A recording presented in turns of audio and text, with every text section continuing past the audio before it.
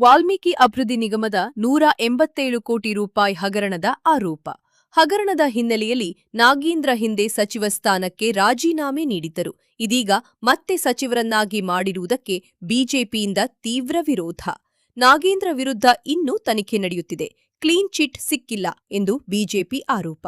ನಿಗಮದ ಹಣ ದುರ್ಬಳಕೆ ಮಾಡಿ ಚುನಾವಣೆಗೆ ಬಳಸಲಾಗಿದೆ ಎಂಬ ಆರೋಪ. ಪ್ರಕರಣದಲ್ಲಿ ಅಧಿಕಾರಿ ಚಂದ್ರಶೇಖರ್ ಆತ್ಮಹತ್ಯೆ ಮಾಡಿಕೊಂಡಿರುವುದನ್ನು ಬಿಜೆಪಿ ಉಲ್ಲೇಖ. ನಾಗೇಂದ್ರ ಅವರನ್ನು ಸಂಪುಟದಿಂದ ಕೈಬಿಡುವಂತೆ ಮುಖ್ಯಮಂತ್ರಿ ಡಿಕೆ ಶಿವಕುಮಾರ್ಗೆ ಆಗ್ರಹ. ರಾಜೀನಾಮೆ ಪಡೆಯದಿದ್ದರೆ ಸದನದ ಒಳಗೆ ಹೊರಗೆ ಹೋರಾಟದ ಎಚ್ಚರಿಕೆ. ಜಿಲ್ಲಾಧಿಕಾರಿ ಕಚೇರಿ ಮುಂದೆ ಪ್ರತಿಭಟನೆ, ಮನವಿ ಸಲ್ಲಿಸಲು ಬಿಜೆಪಿ ಸಿದ್ಧತೆ. ಎಂಬಿ ಜಿರಳೆ ಮಹಾಂತೇಶ್ ಕೌಟಿಗಿಮಠ. ಬೆಳಗಾವಿ ಜಿಲ್ಲಾ ಘಟಕದ ಅಧ್ಯಕ್ಷರು ಹಾಗೂ ಕಾರ್ಯಕರ್ತರು ಭಾಗಿಯಾಗಿದ್ದರು. ನಾಗೇಂದ್ರ ರಾಜೀನಾಮೆ ನೀಡುವವರೆಗೆ ರಾಜ್ಯಾದ್ಯಂತ ಹೋರಾಟ ಮುಂದುವರಿಸುವುದಾಗಿ ಬಿಜೆಪಿ ಘೋಷಣೆ. ವರದಿ ಗೌಸ್ ಸಲದಿ, ವಿಜಯ್ ಶಕ್ತಿ ನ್ಯೂಸ್, ಬೆಳಗಾವಿ. ಜಿಲ್ಲಾ ಅಧ್ಯಕ್ಷರಾಗಿರುವಂತಹ ಗೀತಾ ಸುತಾರ್ ಅವರೇ, a very dynamic young leader who is heading Belagavi rural organisational district of BJP, Subhash Patil ರೇ, ನಮ್ಮ ವಿಭಾಗದ ಪ್ರಮುಖರು, ಸದಾ ಹಸನ್ಮುಖಿ ಮಾಜಿ ಎಂಎಲ್ಎ ಅವರು ಆಗಿರುವಂತಹ ಸಂಜಯ್ ಪಾಟೀಲ್ ರೇ, ನಮ್ಮ ಮಾಜಿ ಮುಖ್ಯ ಸಚೇತಕರು, ಪ್ರತಿಷ್ಠಿತ ಕೆಎಲ್ಇ ಸಂಸ್ಥೆಯ ನಿರ್ದೇಶಕರು, ನಮ್ಮ ಪಕ್ಷದ ಹಿರಿಯರು ಆಗಿರುವಂತಹ ಎಕ್ಸ್ ಎಂಎಲ್ಸಿ ಮಾಂತೇಶಣ್ಣ ಕೌಟಿಗಿಮಠ್ರೆ, ಹಿರಿಯರಾಗಿರುವಂತಹ ರಾಜೇಂದ್ರ ಹರಕುನಿ ಸರ್ ಅವರೇ, ಮತ್ತೆ ನಾನು ಕೂಡ ಹಿಂಭಾಗದಲ್ಲಿ ನಮ್ಮ ಉತ್ತರ ಮತಕ್ಷೇತ್ರದ ಅಭ್ಯರ್ಥಿಯಾಗಿದ್ದಂಥ ಡಾಕ್ಟರ್ ರವಿ ಪಾಟೀಲ್ ರೇ, ಸಚಿನ್ ಕಡಿಯದವ್ರೆ, ನಮ್ಮ ಮೀಡಿಯಾ ಇನ್ಚಾರ್ಜ್ ಗ್ರಾಮಾಂತರ, ಮತ್ತು ಇಲ್ಲಿ ಸೇರಿರುವಂತ ಎಲ್ಲ ನನ್ನ ಪತ್ರಿಕಾ ಮಿತ್ರರೇ, ನಿಮಗೆ ಮುಂಜಾನೆ ನಮಸ್ಕಾರಗಳು. ಕರ್ನಾಟಕ ರಾಜ್ಯದಲ್ಲಿ ಪ್ರಚಲಿತ ರಾಜಕಾರಣದ ಬಗ್ಗೆ ನಿಮ್ಮೆಲ್ರಿಗೂ ಗೊತ್ತಿದೆ. ಮಾಡಿದಂತ ಹಗರಣ ರಾಜ್ಯದಲ್ಲಿ ಮಾತ್ರವಲ್ಲ, ಇಡೀ ರಾಷ್ಟ್ರದಲ್ಲಿ ಬಹಳ ದೊಡ್ಡ ಹೆಸರನ್ನು ಮಾಡಿತ್ತು. ಸುಮಾರು 187 ಕೋಟಿ ರೂಪಾಯಿಗಳ ಹಗರಣ ಕರಪ್ಷನ್ ಹಗರಣ ಇದೆ. ಅದರ ಬಗ್ಗೆ ಬಹಳ ದೊಡ್ಡದಾದ ಹೋರಾಟವನ್ನ ನಾವು 2024ರಲ್ಲಿ ತೆಗೆದುಕೊಂಡಿದ್ದೀವಿ. ಆವಾಗ ಸಿದ್ದರಾಮಯ್ಯನವರು ಪ್ರೈಮಾ ಫೇಸಿ ಅದನ್ನು ಒಪ್ಪಿಕೊಂಡು ವಿ ನಾಗೇಂದ್ರ ಅವರ ರಾಜೀನಾಮೆಯನ್ನು ತೆಗೆದುಕೊಂಡಿರುವಂತದ್ದು ಒಂದು ಇತಿಹಾಸದ ಭಾಗ. ಕಳೆದ 2 ವರ್ಷದಲ್ಲಿ ಕರ್ನಾಟಕ ರಾಜ್ಯದಲ್ಲಿ ಬಹುತೇಕ ಸಂಪೂರ್ಣ ಆಡಳಿತ ವಿಫಲವಾಗಿದೆ. ತಾವು ಮುಖ್ಯಮಂತ್ರಿಗಳಾಗಬೇಕು ಅಂತ ಹೇಳಿ ಕಳೆದ ಒಂದು ವರ್ಷದಿಂದ ಅದನ್ನೇ ಕೆಲಸ ಮಾಡಿದ್ರು. ಅದರ ನಂತರದಲ್ಲಿ ಮುಖ್ಯಮಂತ್ರಿಗಳನ್ನ ಯಾರನ್ನು ಮಾಡಬೇಕು ಅನ್ನೋದ್ರಲ್ಲಿ 1 ತಿಂಗಳು 2 ತಿಂಗಳು ಕಳೆದ್ರು. ಅದರ ನಂತರದಲ್ಲಿ ಖಾತೆ ಹಂಚಿಕೆಗೆ ಸುಮಾರು 15 ದಿವಸಗಳ ಮೇಲೆ ಆಯಿತು. The constitutional prerogative vested with the chief minister of Karnataka. Cabinet formation, ಖಾತೆಗಳ ಹಂಚಿಕೆ, it is the prerogative power of the chief minister of the state. ಅದೆಲ್ಲವನ್ನ ಬದಿಗಿಟ್ಟು ದಿನಾಲು ದಿಲ್ಲಿಗೆ ಬಹುತೇಕ ಕಳೆದ 10-15 ದಿವಸದಲ್ಲಿ ಒಂದು 10-12 ಟ್ರಿಪ್ಗಳನ್ನ ಸಿಎಂ ಅವರು ಕರ್ನಾಟಕ ರಾಜ್ಯ ಬರ ಪರಿಸ್ಥಿತಿ, ಮಳೆ ಅಭಾವ, ರೈತರ ಸಂಕಷ್ಟಗಳನ್ನೆಲ್ಲವನ್ನು ಮರೆತು ಸುರ್ಜೇವಾಲಾ ಅವರ ಮನೆ ಮತ್ತು ರಾಹುಲ್ ಗಾಂಧಿ ಅವರ ಮನೆ ಬಾಗಿಲು ಕಾಯುವಂತ ಬಹಳ ಒಂದು ಕೆಟ್ಟ ರಾಜಕಾರಣವನ್ನ ಕರ್ನಾಟಕ ರಾಜ್ಯಕ್ಕೆ ಮಸಿ ಬಳಿಯುವಂತ ಕಾರ್ಯಕ್ರಮಗಳನ್ನ ಇವತ್ತು ಹಾಕೊಂಡಿದ್ದಾರೆ. Totally has forgotten the developmental issues. ನಾನು ಮಾಡಿದ್ದೇ ಸತ್ಯ ಅನ್ನೋ ರೀತಿಯಲ್ಲಿ ಅವರ ವರ್ತನೆ ಇದೆ. ಅಂತಹದರಲ್ಲಿ ಮತ್ತೆ ನಾಗೇಂದ್ರ ಅವರನ್ನ ಕ್ಯಾಬಿನೆಟ್ಗೆ ಮರು ನೇಮಕ ಮಾಡಿಕೊಂಡಿರುವಂಥದ್ದು ಇದೊಂದು ಕರ್ನಾಟಕ ರಾಜ್ಯದ ಜನರಿಗೆ ಮಾಡಿರುವಂತ ದೊಡ್ಡ ಒಂದು ದ್ರೋಹ ಮತ್ತು ಇನ್ಸಲ್ಟು ಅಂತ ನಾವು ಅವರನ್ನ ಕ್ಯಾಬಿನೆಟ್ದಿಂದ ಕೈ ಬಿಡಿ ಅನ್ನುವಂತ ಹೋರಾಟವನ್ನ ಕರ್ನಾಟಕದ ತುಂಬ ಮಾಡ್ತಾ ಇದ್ದೀವಿ. ಇದರಲ್ಲಿ ಒಂದು 2-3 ಇಶ್ಯೂಗಳನ್ನ ನಿಮ್ಮ ಮುಂದೆ ತರಲಿಕ್ಕೆ ಇಚ್ಛಪಡ್ತಾ ಇದ್ದೇನೆ. ರಾಜ್ಯದಲ್ಲಿ ಈ ವಿಚಾರದ ಬಗ್ಗೆ ಬಹಳ ಅದು ಎಲೆಕ್ಟ್ರಾನಿಕ್ ಮೀಡಿಯಾ ಆಗಿರ್ಬೋದು, ಪ್ರಿಂಟ್ ಮೀಡಿಯಾ ಆಗಿರ್ಬೋದು, ಸೋಷಿಯಲ್ ಮೀಡಿಯಾದಲ್ಲಿ ಆಗಿರ್ಬೋದು ತುಂಬಾ ಚರ್ಚೆ ಆಗ್ತಾ ಇದೆ. ನೀವು ಪ್ರಶ್ನೆ ಕೇಳೋದಕ್ಕಿಂತ ಮುಂಚೆ 1-2 ವಿಚಾರಗಳನ್ನ, ಯಾಕಂತ ಹೇಳಿದ್ರೆ ಬೆಳಗಾವಿ ಪತ್ರಿಕಾ ಮಿತ್ರರು ತುಂಬಾ ರಾಜಕೀಯ ಮತ್ತು ಸಾಮಾಜಿಕ ಮತ್ತು ವೈಯಕ್ತಿಕ ಮೌಲ್ಯಗಳ ಬಗ್ಗೆ ಬಹಳ ಹೆಚ್ಚಿನ ಆದ್ಯತೆಯನ್ನು ಕೊಟ್ಟು ಕೆಲಸ ಮಾಡ್ಕೊಂಡು ಬಂದಂತವ್ರು ನಮ್ಮ ಇತಿಹಾಸ ಇದೆ ಬೆಳಗಾವಿ. ನನಗೊಬ್ರು ಕೇಳಿದ್ರು, sir, you are a practising lawyer for the last 45 years, right from district court to supreme court of India. Nagendra ಅವರು ಕಾನೂನುಬದ್ಧವಾಗಿ ರಾಜೀನಾಮೆ ಕೊಡುವಂತದ್ದು ಅವಶ್ಯ ಇದೆಯಾ? Legally is it necessary that he should submit a resignation? No necessity. ಆದ್ರೆ ಕರ್ನಾಟಕ ರಾಜ್ಯದಲ್ಲಿ ಮಂತ್ರಿಗಳನ್ನ appointment ಮಾಡಬೇಕಾದ್ರೆ CM ಅವರು ಹೇಳಿದವ್ರನ್ನ ಮಾಡ್ತಾರೆ. ಗವರ್ನರ್ ಅವರು ಅವ್ರಿಗೆ ಪರ್ಮಿಷನ್ ಅನ್ನು ಕೊಡ್ತಾರೆ, ಬೋಧನೆಯನ್ನು ಮಾಡ್ತಾರೆ. ಅದೇ ಪ್ರಕಾರ ಇಂಥ ಪ್ರಕರಣಗಳು ಇಡೀ ರಾಷ್ಟ್ರದಲ್ಲಿ ಬಹಳ ಸುಪ್ರೀಂ ಕೋರ್ಟ್ಗಳಿಗೆ ಹೋಗಿವೆ. ಸುಪ್ರೀಂ ಕೋರ್ಟ್ ಏನ್ ಹೇಳಿತ್ತು ಅಂತ ಹೇಳಿದ್ರೆ, ಹಲವಾರು ಇಂಥ ಕೇಸ್ಗಳಲ್ಲಿ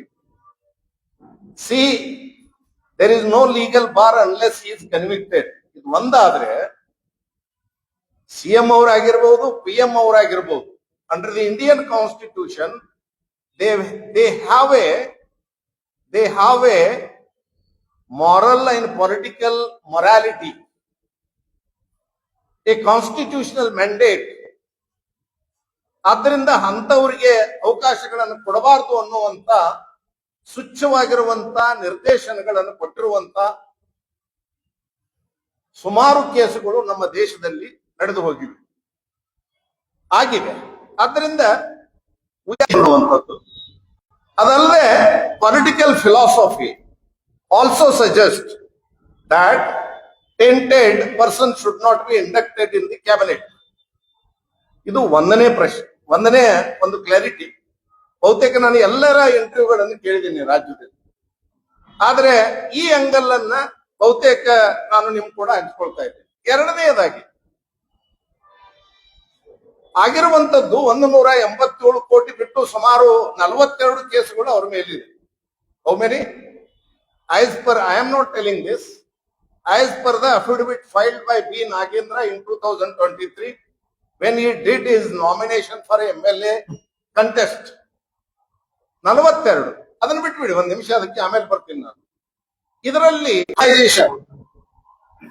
it is totally funded, run, administrated, monitored by the Karnataka government minister. Karnataka government ಇಂಥ ವ್ಯಕ್ತಿಗಳನ್ನ ಮತ್ತೆ ಕ್ಯಾಬಿನೆಟ್ ಸೇರಿಸ್ಕೊಂಡ್ರೆ investigation is going on.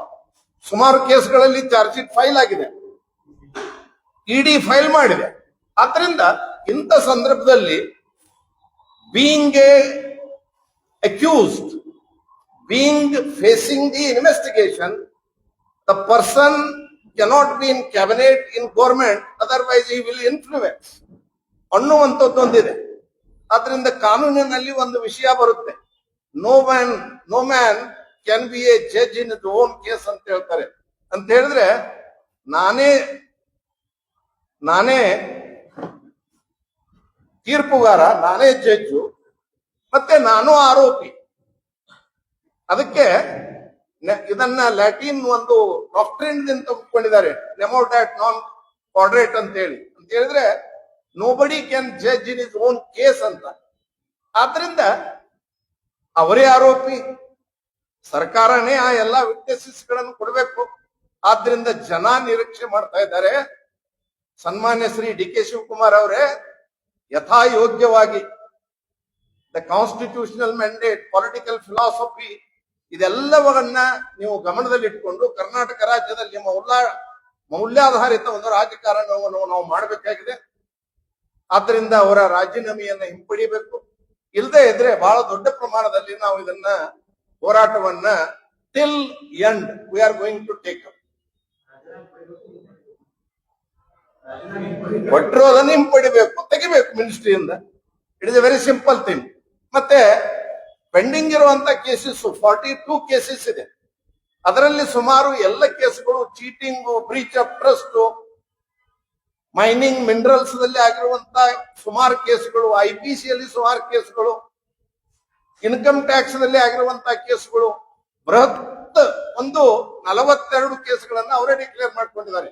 Other than these cases I am telling, other than these Valmiki ಹಗರಣದ ಕೇಸಗಳು. ಆದ್ರಿಂದ ಇದೊಂದು morally, political morality, constitutional mandate ಮತ್ತೆ ನ್ಯಾಯಾಂಗ ವ್ಯವಸ್ಥೆಯ ಒಂದು ಭಾವನೆ, a tainted person should not be in cabinet ಅನ್ನುವಂಥದ್ದು, ಇವೆಲ್ಲವುಗಳನ್ನ ಗಮನದಲ್ಲಿಟ್ಟುಕೊಂಡು ನೀವು ಅವರನ್ನ ಕೈ ಬಿಡಬೇಕು ಮಂತ್ರಿ ಪದವಿಯಿಂದ. ಇಲ್ಲದೆ ಇದ್ರೆ ನಾವು ಬಹಳ ದೊಡ್ಡ ಉಗ್ರವಾದ ಹೋರಾಟವನ್ನ ಸದನದ ಒಳಗಡೆ, ಸದನದ ಹೊರಗಡೆ ಮಾಡ್ತೀವಿ ಅನ್ನುವಂತ ಮಾತನ್ನ ಈ ಸಂದರ್ಭದಲ್ಲಿ ಹೇಳ್ತೇನೆ. Thank you.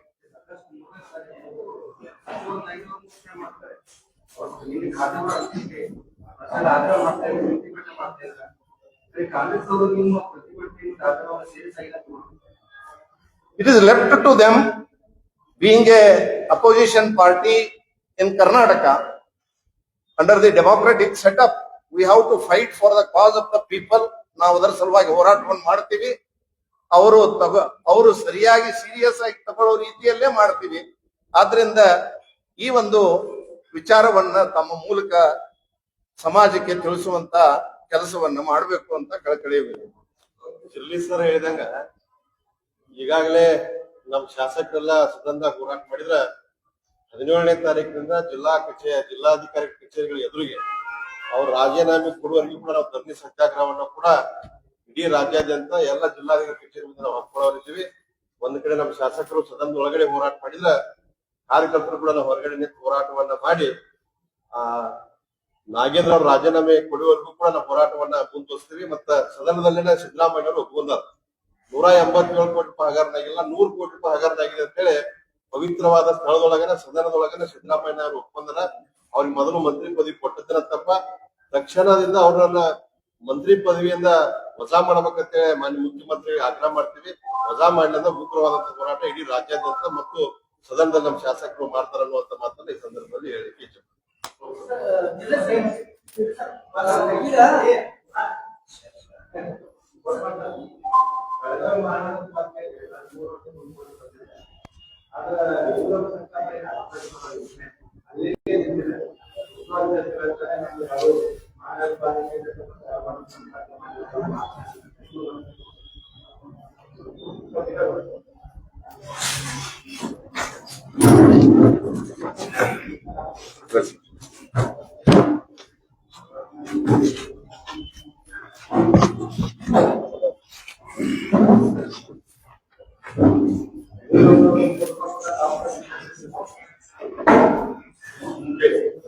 ರಾಜ್ಯದಲ್ಲಿ ಅಧಿಕಾರವನ್ನು ನಡೆಸತಕ್ಕಂತ ಕಾಂಗ್ರೆಸ್ ಸರ್ಕಾರ ಅಭಿವೃದ್ಧಿಯನ್ನ ಮರೆತು ಆರ್ಥಿಕ ಬಿಕ್ಕಟ್ಟಿನಲ್ಲಿರ್ತಕ್ಕಂಥ ಕಾಂಗ್ರೆಸ್ ಸರ್ಕಾರ ಆಡಳಿತ ವಿಚಾರದಲ್ಲಿ ಸಂಪೂರ್ಣವಾಗಿ ವಿಫಲವಾಗಿದೆ. ಕರ್ನಾಟಕ ರಾಜ್ಯದ ಆಯವ್ಯಯದ ಪ್ರತಿಶತ 40ರಿಂದ 50ರಷ್ಟು ಭಾಗ ಗ್ಯಾರಂಟಿಗಳಿಗೆ ವಿನಿಯೋಗ ಮಾಡತಕ್ಕಂಥ ಸರ್ಕಾರ ಉತ್ತರ ಕರ್ನಾಟಕವನ್ನ ಸಂಪೂರ್ಣವಾಗಿ ನಿರ್ಲಕ್ಷಿಸಿದೆ. ಅದು ನೀರಾವರಿ ಆಗಿರಬಹುದು, ನಗರಾಭಿವೃದ್ಧಿ ಆಗಿರಬಹುದು, ಪಂಚಾಯತ್ ರಾಜ್ ವ್ಯವಸ್ಥೆ ಆಗಿರ್ಬೋದು, ಎಲ್ಲ ಕ್ಷೇತ್ರಗಳಲ್ಲೂ ಸಹಿತ ಕಾಂಗ್ರೆಸ್ ಸರ್ಕಾರ ಸಂಪೂರ್ಣವಾಗಿ ವಿಫಲಗೊಂಡಿದೆ. ರಾಜ್ಯದಲ್ಲಿ ಗ್ರಾಮ ಪಂಚಾಯತಿಗಳಿಗೆ ಚುನಾವಣೆ ಇಲ್ಲ, ತಾಲೂಕು ಪಂಚಾಯತಿಗಳಿಗೆ ಚುನಾವಣೆ ಇಲ್ಲ, ಜಿಲ್ಲಾ ಪಂಚಾಯತಿಗಳಿಗೆ ಚುನಾವಣೆ ಇಲ್ಲ. ಅಲ್ಲಿ ಕೇಂದ್ರದಿಂದ ಬರ್ತಕ್ಕಂತ ಅನುದಾನದ ಬಳಕೆ ಆಗಿಲ್ಲ. ಹೀಗಾಗಿ ಇವತ್ತು ತಾವೇನ್ ಕೇಳಿರ್ತಕ್ಕಂಥ ಪ್ರಶ್ನೆ ಇದೆ, ರಾಜ್ಯದಲ್ಲಿ ಕರ್ನಾಟಕದ ಉತ್ತರದ ಹೆಬ್ಬಾಗಿಲು ಬೆಳಗಾವಿಗೆ ಯಾವಾಗಲೂ ಸಹಿತ ಹಿಂದಿನ ಎಲ್ಲಾ ಸರ್ಕಾರಗಳು, ವಿಶೇಷವಾಗಿ ಬಿಜೆಪಿಯ ಯಡಿಯೂರಪ್ಪನವ್ರ ಸರ್ಕಾರ ಹಲವಾರು ಬಾರಿ ಅನುದಾನವನ್ನ ಕೊಡ್ತಕ್ಕಂಥ ವಿಚಾರದಲ್ಲಿ ಅತಿ ಹೆಚ್ಚಿನ ಅನುದಾನವನ್ನ ಬೆಳಗಾವಿಗೆ ಕೊಡ್ತಾ ಬಂದಿದ್ದಾರೆ. ಆದ್ರೆ ಇವತ್ತು ಅಧಿಕಾರದಲ್ಲಿರ್ತಕ್ಕಂಥ ಕಾಂಗ್ರೆಸ್ ಸರ್ಕಾರ ಉತ್ತರ ಕರ್ನಾಟಕವನ್ನ, ವಿಶೇಷವಾಗಿ ಬೆಳಗಾವಿಯನ್ನ ಸಂಪೂರ್ಣವಾಗಿ ನಿರ್ಲಕ್ಷ್ಯ ಮಾಡಿದೆ. ಕೂಡಲೇ ಬೆಳಗಾವಿ ಇವತ್ತೇನು ಬೆಂಗಳೂರಿನಲ್ಲಿ ನಡೆಯತಕ್ಕಂತ ವಿಧಾನಮಂಡಲ ಅಧಿವೇಶನದಲ್ಲಿ ಕಾಂಗ್ರೆಸ್ ಸರ್ಕಾರ ಈಗಲಾದ್ರೂ ಎಚ್ಚೆತ್ತುಕೊಂಡು ಉತ್ತರ ಕರ್ನಾಟಕದ ಬೆಳಗಾವಿಗೆ ವಿಶೇಷವಾಗಿರ್ತಕ್ಕಂತ ಅನುದಾನವನ್ನು ಕೊಡಬೇಕಂತಕ್ಕಂಥ ಒತ್ತಾಯವನ್ನ ಮಾಡ್ತಾ, ಎಲ್ಲೋ ಒಂದು ಕಡೆ ಬಿಜೆಪಿ ಸ್ಥಾನಿಕವಾಗಿರ್ತಕ್ಕಂಥ ಕಾರ್ಪೊರೇಷನ್ ನಲ್ಲಿ ಅಧಿಕಾರದಲ್ಲಿ ಇದೆ ಅಂತಕ್ಕಂಥ ಮಾನಸಿಕತೆ ಕಾಂಗ್ರೆಸ್ಸಿನ ನಾಯಕರಲ್ಲಿ ಇದೆ ಅಂತೇಳಿ ಇವತ್ತು ನಾವು ಆರೋಪ ಮಾಡಬೇಕಾಗ್ತದೆ. ಅದಕ್ಕಾಗಿ ಈಗಲೇ ಎಚ್ಚೆತ್ತುಕೊಂಡು ಇವತ್ತೇನು ಬೆಂಗಳೂರಿನಲ್ಲಿ ನಡೆಯತಕ್ಕಂಥ ವಿಧಾನಮಂಡಲ ಅಧಿವೇಶನದಲ್ಲಿ ಬೆಳಗಾವಿಗೆ ವಿಶೇಷ ಪ್ಯಾಕೇಜ್ ಅನ್ನು ಘೋಷಣೆ ಮಾಡಬೇಕಂತಕ್ಕಂಥ ಒತ್ತಾಯವನ್ನು ಮಾಡ್ತಾ, ನೆನೆಗುದಿಗೆ ಬಿದ್ದಂತ ನೀರಾವರಿ ಯೋಜನೆಗಳಿಗೆ, ಅದು ಉತ್ತರ ಕರ್ನಾಟಕದ ಆಲ್ಮಟ್ಟಿಯನ್ನ ಎತ್ತರ ಮಾಡತಕ್ಕಂತ ವಿಚಾರ ಇರ್ಬೋದು, ಹಿನ್ನೀರಿನಿಂದ ಬಾಧಿತವಾಗಿರ್ತಕ್ಕಂಥ ಜನರಿಗೆ ಅಲ್ಲಿ ಪರಿಹಾರ ಕೊಡ್ತಕ್ಕಂಥ ವಿಚಾರ ಆಗಿರ್ಬೋದು, ಮತ್ತು ಯಾತ ನೀರಾವರಿಗಳು ಮತ್ತು ಕೆರೆ ತುಂಬಿಸ್ತಕ್ಕಂಥ ಯೋಜನೆಗಳಿಗೆ ಸಂಪೂರ್ಣವಾಗಿ ನಿರ್ಲಕ್ಷ್ಯ ಮಾಡಲಾಗಿದೆ. ಯಾವ ಯೋಜನೆಗಳು ಸಹಿತ ಇವತ್ತು ಟೇಕ್ ಆಫ್ ಆಗಿಲ್ಲ. ಇದನ್ನ ಯಾರು ಪ್ರಶ್ನೆ ಮಾಡ್ತಾ ಇಲ್ಲ. ಸ್ಥಳೀಯವಾಗಿರ್ತಕ್ಕಂಥ ಶಾಸಕರಾಗಿರ್ಬೋದು, ಸಚಿವರಾಗಿರ್ಬೋದು, ಅವರು ಮಂತ್ರಿಗಳಾಗ್ಲಿಕ್ಕೆ ಹೋರಾಟಗಳನ್ನ ಮಾಡ್ತಾ ಇದ್ದಾರೆ, ಖಾತೆಗಳ ಹಂಚಿಕೆಯಲ್ಲಿ ಹೋರಾಟ ಮಾಡ್ತಾ ಇದ್ದಾರೆ. ಆದ್ರೆ ಉತ್ತರ ಕರ್ನಾಟಕದ ವಿಚಾರವಾಗಿ ಯಾರು ಸಹಿತ ಧ್ವನಿ ಎತ್ತತಕ್ಕಂಥ ಕೆಲಸವನ್ನ ಇಲ್ಲಿರ್ತಕ್ಕಂಥ ಕಾಂಗ್ರೆಸ್ಸಿನ ಶಾಸಕರು ಮಾಡ್ತಾ ಇಲ್ಲ. ಮಾಧ್ಯಮದ ಸ್ನೇಹಿತರ ಮುಖಾಂತರ ವಿನಂತಿ ಮಾಡಿ ಬಯಸ್ತಾ ಇದ್ದೀನಿ. ಹೀಗಾದ್ರೆ ಬಿಜೆಪಿ ಈಗಾಗಲೇ ನಾಗೇಂದ್ರ ವಿಚಾರವಾಗಿ ನಮ್ಮ ಜಿಲ್ಲೆಯ ಅಧ್ಯಕ್ಷರು ಮತ್ತು ಪ್ರಮುಖ ವಕ್ತಾರರಾಗಿರ್ತಕ್ಕಂಥ ಚಿರ್ಲಿ ಅವರು ಸವಿಸ್ತಾರವಾಗಿ ನಾಗೇಂದ್ರ ಅವರು ರಾಜೀನಾಮೆ ಕೊಡ್ಬೇಕಂತಕ್ಕಂಥ ವಿಚಾರವನ್ನ ಹೇಳಿದ್ದಾರೆ. ಇವತ್ತು ಬೆಂಗಳೂರಿನಲ್ಲಿ ನಡೆಯತಕ್ಕಂಥ ಅಧಿವೇಶನ ಇವತ್ತು ಪ್ರಾರಂಭ ಆಗ್ತಾ ಇದೆ. ನಾವು ಬೆಳಗಾವಿ ಜಿಲ್ಲಾ ಬಿಜೆಪಿ ನಗರ ಅಧ್ಯಕ್ಷರು ಮತ್ತು ಗ್ರಾಮೀಣ ಅಧ್ಯಕ್ಷರು, ನಮ್ಮೆಲ್ಲಾ ಮುಖಂಡರು ಒತ್ತಾಯವನ್ನು ಮಾಡ್ತಾ ಇದ್ದೇವೆ. ಏನು ತಾರತಮ್ಯ ಆಗಿದೆ ಈ ವಿಚಾರದಲ್ಲಿ ಶ್ವೇತಪತ್ರ ಹೊರಡಿಸ್ರಿ. ನೀವು ಕಳೆದ 4 ವರ್ಷ, ಈಗ ಕೆಲವೇ ತಿಂಗಳಲ್ಲಿ you are going to complete 4 years. How many money you have spent for the irrigation schemes? ಸ್ಥಳೀಯವಾಗಿರ್ತಕ್ಕಂಥ ನಗರಸಭೆಗಳಿಗೆ, ಪುರಸಭೆಗಳಿಗೆ, ಗ್ರಾಮ ಪಂಚಾಯತಿಗಳಿಗೆ ಕೊಡ್ತಕ್ಕಂಥ ಅನುದಾನದಲ್ಲಿ ಸ್ಪಷ್ಟತೆ ಇಲ್ಲ. ಸ್ಥಳೀಯ ಆಡಳಿತ ನಿಮ್ಗೆ ಬೇಕಾಗಿಲ್ಲ. ಸ್ಥಳೀಯವಾಗಿ ಯಾವ ಜಡ್ಪಿ ಮೆಂಬರ್ ಇಲ್ಲ, ಟಿಪಿ ಮೆಂಬರ್ ಇಲ್ಲ. There is no gram panchayat member, there is no gram panchayat president. You want to spend your money from yourself. ಆದ್ರೆ ಇವತ್ತು ಕೇಂದ್ರ ಸರ್ಕಾರ, unless and until you spend the money, they are not going to release the money. ನೀವು ಖರ್ಚು ಮಾಡಿದ್ದನ್ನ ಸಂಪೂರ್ಣವಾಗಿರ್ತಕ್ಕಂಥ ವಿವರಗಳನ್ನ ಕೇಂದ್ರ ಸರ್ಕಾರ ಕೊಡಬೇಕಾಗ್ತದೆ. ಇವತ್ತಿನವರೆಗೂ ಸಹಿತ ಅದ್ರ ಬಗ್ಗೆ ಯಾವುದೇ ವಿವರಗಳನ್ನ ಕೊಟ್ಟಿಲ್ಲ. ನಾನು ಒತ್ತಾಯ ಮಾಡ್ಲಿಕ್ಕೆ ಬಯಸ್ತಾ ಇದ್ದೀನಿ, ಬೆಂಗಳೂರಿನಲ್ಲಿ ನಡೆಯತಕ್ಕಂತ ಅಧಿವೇಶನದಲ್ಲಿ ಉತ್ತರ ಕರ್ನಾಟಕದ ವಿಚಾರವಾಗಿ ಚರ್ಚೆ ಆಗಬೇಕು ಮತ್ತು ವಿಶೇಷವಾಗಿರ್ತಕ್ಕಂಥ ಪ್ಯಾಕೇಜ್ ಅನ್ನ ಸರ್ಕಾರ ಘೋಷಣೆ ಮಾಡ್ಬೇಕಂತಕ್ಕಂಥ ಒತ್ತಾಯವನ್ನ ಮಾಡ್ತೀವಿ. ಧನ್ಯವಾದ. Thank you.